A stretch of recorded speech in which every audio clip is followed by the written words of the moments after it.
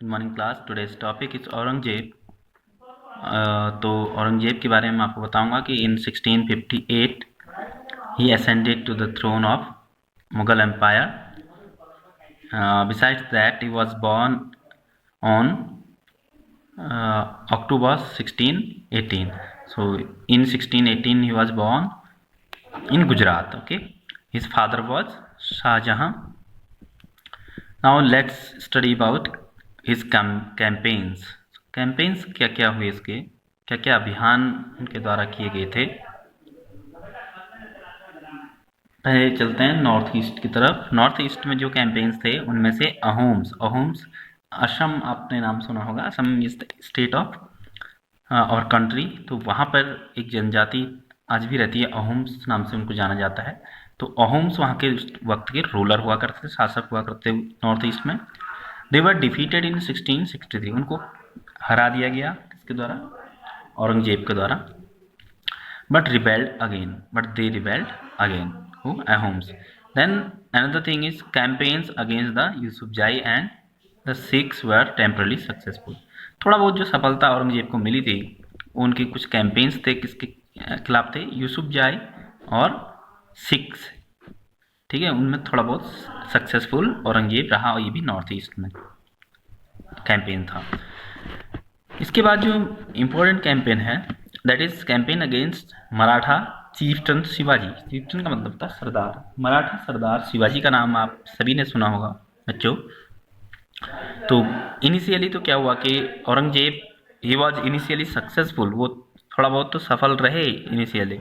Letter he declared himself an independent king. बाद में क्या हुआ कि उनको औरंगजेब के द्वारा आगरा में कैद रखा गया था, और उस कैद से वो एस्केप होकर के भाग गए।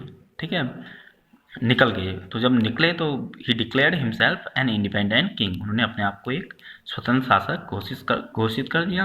And resumed his campaigns against Mughals. और मुगल्स के खिलाफ फिर से अपने अभियान शुरू कर दिए शिवाजी ने। ठीक है, फिर देखते हैं उनके इसका बेटा, जो औरंगजेब का बेटा था, इस नेम वाज अकबर।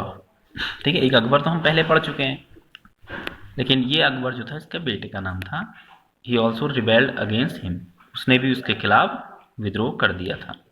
और दो स्टेट्स थे उस वक्त के हमारे डेक्कन के या साउथ के, जिनको हम गोलकुंडा एंड बीजापुर बोलते थे। देवर एनेक्स्ड इन मुगल एम्पायर। एनेक्स्ड का मतलब होता है मिश्रित कदम, मिला देना। तो इन्होंने अपने साम्राज्य में इन दो स्टेट्स को भी औरंगजेब ने मिला दिया।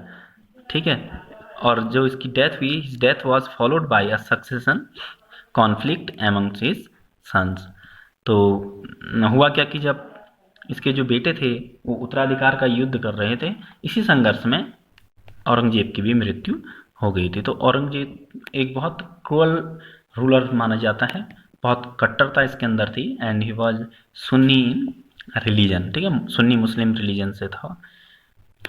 तो इस तरीके से हम कुछ आज हमने इम्पोर्टेंट फैक्ट्स हमने औरंगजेब के बारे में देखे, जिनमें से औरंगजेब के द्वारा अहोम्स को डिफीट किया गया, हराया गया, लेकिन उन्होंने फिर से रिवेल किया। उसके बाद हमने उसके कैंपेन्स के बारे में पढ़ा, जो उसने यूसुफजाई एंड सिख्स के खिलाफ किए थे, उसमें वो थोड़ा बहुत सक्सेसफुल रहा। फिर एक और कैंपेन उसने किया मराठा चीफ्टन, मराठा सरदार शिवाजी के बारे में के लिए, और उनको कैद भी उसने कर लिया, लेकिन आगरा से वो भाग गए, और भागते ही उन्होंने अपने आप को एक स्वतंत्र शासक घोषित कर दिया। ही declared himself in an independent king and resumed his campaigns against Mughals. और मुगल्स के खिलाफ ही उसने अपना अभियान जारी रखे। ठीक है, इसके बेटे का नाम अकबर था। ठीक है, एक अकबर मैंने आपको बताया कि हम पहले जो नवरत्न वाले अकबर थे उनके बारे में हम पहले पढ़ चुके हैं, बाबर, हुमायूं, अकबर वाला। उसके बाद इनके बेटे का नाम भी, औरंगजेब के बेटे का नाम भी अकबर था। He also rebelled against him and southern state of Golconda and Bijapur were annexed in Mughal empire. इन दोनों को ये बहुत बड़ी सफलता औरंगजेब के लिए थी कि इसको मिला लिया गया था। और उसकी डेथ उसके जब बेटे उत्तराधिकार का युद्ध कर रहे थे उसमें हो गई थी। ठीक है, तो अब हम आगे मुगल एम्पायर के और जो उसके फीचर्स हैं, या political, economic, social, religious conditions के बारे में आगे पढ़ेंगे। Okay, thank you. इसको आप नोट कर लेंगे।